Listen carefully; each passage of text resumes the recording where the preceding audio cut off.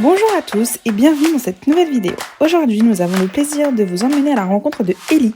Elle occupe le poste de Business Unit chez Verissima, qui est le groupe leader français du verre décoratif pour l'habitat et l'industrie. Dans cette vidéo, nous aurons le privilège de suivre Ellie tout au long de sa journée de travail afin de mieux comprendre ses missions, ses responsabilités et son implication au sein de Verissima. Sans plus attendre, je vous laisse avec Ellie qui va nous expliquer le programme d'aujourd'hui. C'est parti!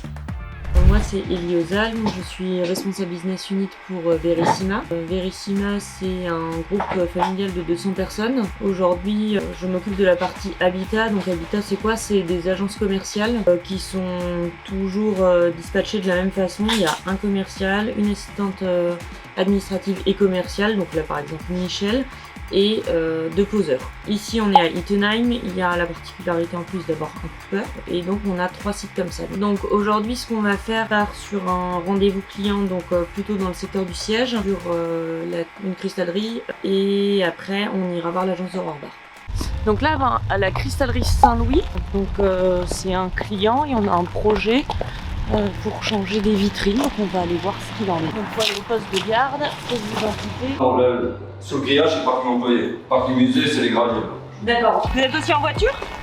Non, mais moi j'ai un super stylé, hyper imperméable. Mais parce que sinon je vous emmène.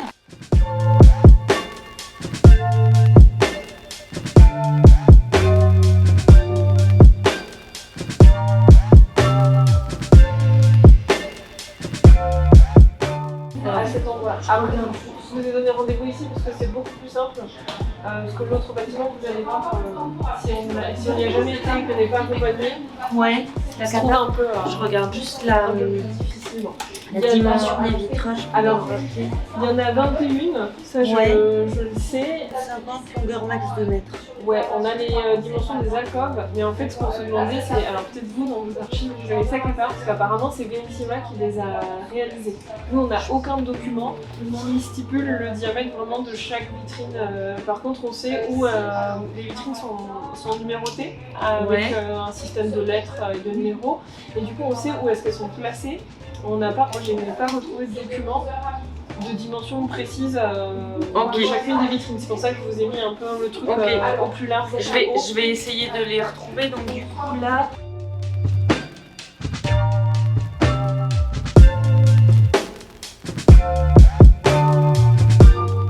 La cristallerie Saint-Louis est l'une des plus anciennes cristalleries en activité au monde. Elle a été fondée en 1586. La cristallerie est réputée pour son savoir-faire exceptionnel dans la fabrication de pièces de cristal haut de gamme, incluant des verres, des vases, des luminaires et des pièces de décoration. L'histoire de Saint-Louis est marquée par son association avec la prestigieuse maison de luxe Hermès. En 1989, Hermès a acquis la cristallerie, fusionnant ainsi l'artisanat traditionnel de la cristallerie avec le raffinement et le style caractéristique de la marque de luxe française.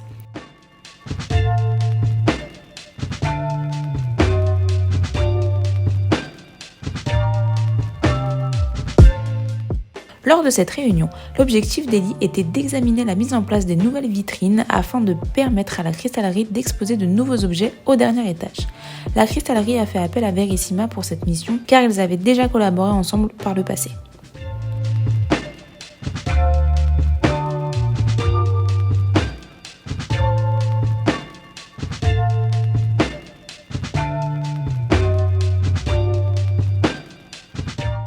Qui va où et qui fait quoi. Ok, Donc là, si vous avez... Est-ce que vous voulez qu'on... Moi j'ai pris en photo l'environnement et juste en fait le système de fixation. Comme ça je vais pouvoir regarder ce qu'il en est. Ouais. Ce qui m'intéresse c'est de savoir initialement comment ils vont poser les verres, c'est-à-dire est-ce qu'ils les ont posés dans la rainure et ici. Et ça j'imagine que ça serait plus ou moins bas en haut parce qu'à chaque fois il y a des chevilles. Mais voilà, s'ils peuvent nous dire juste ce qu'ils ont utilisé, est-ce que vous mettez un joint ou pas de la manutention, mais il faut voir juste leur système de réglage, comment ils se... Après ce rendez-vous, nous avons pris la route pour aller rencontrer l'une des équipes d'Ellie.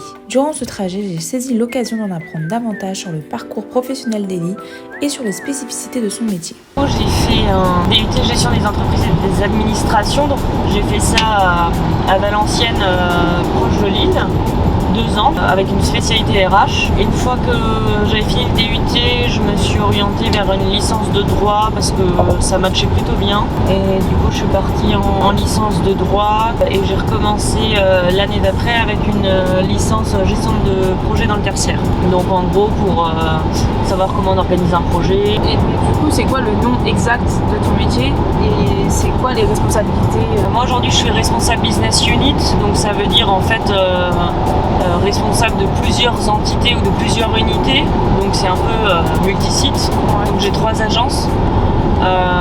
Le responsable business unit, il peut avoir plusieurs casquettes. Et c'est quoi les aspects les plus gratifiants pour toi de ce métier? C'est un métier quand même qui est à vision 360, c'est-à-dire que tu gères des petits bobos comme des négo clients un peu plus importantes ou mettre en place des choses. Donc c'est gratifiant parce que tu sers à quelque chose, c'est-à-dire que t'es au service de tes agences. Et c'est gratifiant quand tu as tes collaborateurs qui te disent voilà, on sait qu'on a quelqu'un qui vient prendre le relais et que ça soit au niveau du terrain. Ok. Tu penses que c'est quoi les compétences principales, les qualités vraiment requises pour travailler, pour être dans ce métier? Je pense qu'il faut avoir une partie déjà un peu organisée parce que dans le multisite tu peux vite te perdre. Après faut avoir un côté humain quand même assez développé parce que tu rencontres une multitude de caractères. Moi je trouve qu'être une femme dans ce métier là c'est un avantage. On porte une autre vision des choses, une autre sensibilité, c'est pas mal et il en faudra un peu plus. Ok. Est-ce que tu peux me donner un aperçu typique de ta journée du coup? Quand je vais arriver dans une agence le matin, checker tous mes mails pour savoir s'il y a des urgences ou pas, notamment les problématiques SAV ou de clients qui n'auraient pas été livrés, des choses un peu urgentes on va dire. Et après je vais regarder en fonction des agences tout ce que j'ai à checker avec elles, les encours clients, si on a des rendez-vous. Je vais passer du temps avec le commercial pour échanger sur les problématiques avec certains clients. Est-ce qu'il faut qu'on mette en place une stratégie terrain pour pouvoir aller chez tel ou tel client. Après je vais faire aussi mes offres, mes suivis de chantier. Donc tu coupes un peu ton temps entre le boulot personnel et la partie collab qui est à disposition de l'agence. Donc, Ça va les gars? Je vous présente Kylian. Bonjour. Pour la FFPV. Bonjour. et du coup, elle fait un reportage sur les métiers du verre. Donc on est juste de passage pour qu'elle puisse voir l'agence et on en profite pour faire un point si jamais. D'accord. Je sais pas si tu as des dossiers à regarder.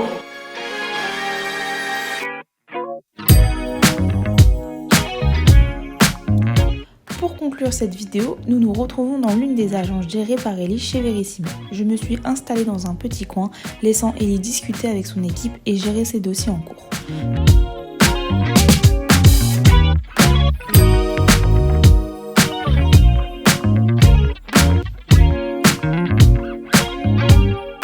Sur ce, je tiens à vous remercier d'avoir regardé cette vidéo. J'espère qu'elle vous a plu et je vous dis à très bientôt.